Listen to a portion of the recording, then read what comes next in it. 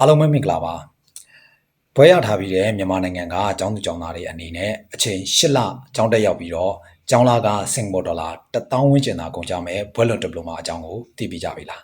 ဒါဆိုရင်တော့ဒီဗီဒီယိုကိုအဆုံးထိကြည့်လိုက်ကြရအောင်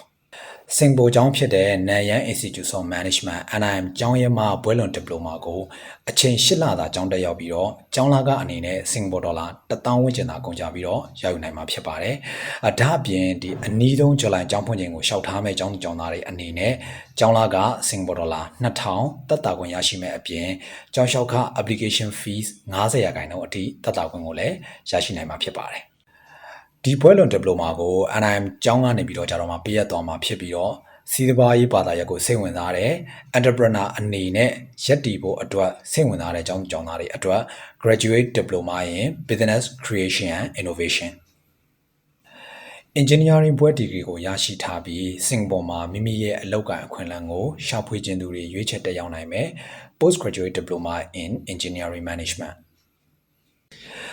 မြန်မာနိုင်ငံမှာအလုပ်တွေ့ကြုံရှိထားပြီးတော့အခြား career တစ်ခုကိုစတင်ဖို့အတွက်စဉ်းစားနေတဲ့သူတွေ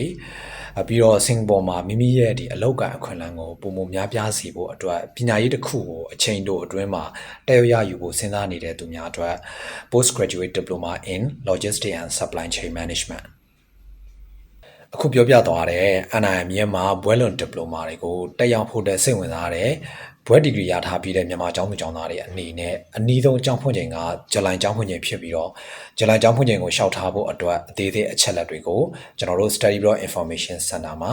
အခမဲ့လာရောက်ဆွေးနွေးတိုင်ပင်နိုင်ပါတယ်ကျွန်တော်တို့ Study Abroad Information Center နေပြီးတော့ကြတော့မှ overseas မှာကျောင်းတက်ရောက်မဲ့ကျောင်းသူကျောင်းသားတွေအတွက်ကျောင်းလျှောက်ထားပြီးတဲ့ application process ကနေပြီးတော့ကြတော့မှ visa process ဒီအားလုံးကို one stop service နဲ့ကူညီဆောင်ရွက်ပေးလျက်ရှိပါတယ်။ကျောင်းကိစ္စနဲ့ပတ်သက်ပြီးတော့ကြတော့မှအသေးစိတ်မေးမြန်းဆွေးနွေးခြင်းနဲ့ကျောင်းသားတွေအတွက်ကျွန်တော်တို့ Study Abroad Information Center ကိုဆက်သွယ်နိုင်မဲ့ဖုန်းနံပါတ်ကိုလည်းဒီဗီဒီယိုရဲ့ comment မှာချထားပေးပါမယ်။အားလုံးကိုကျေးဇူးများတင်ပါတယ်။